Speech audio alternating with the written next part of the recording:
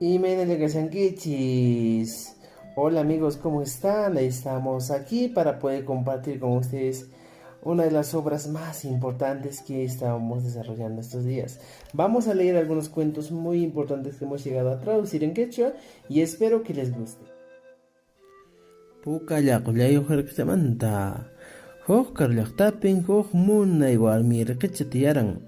Llapa runakunan kaprusita ruqa nispa waqaqku. Puka llaqllayuq kasqanrayku.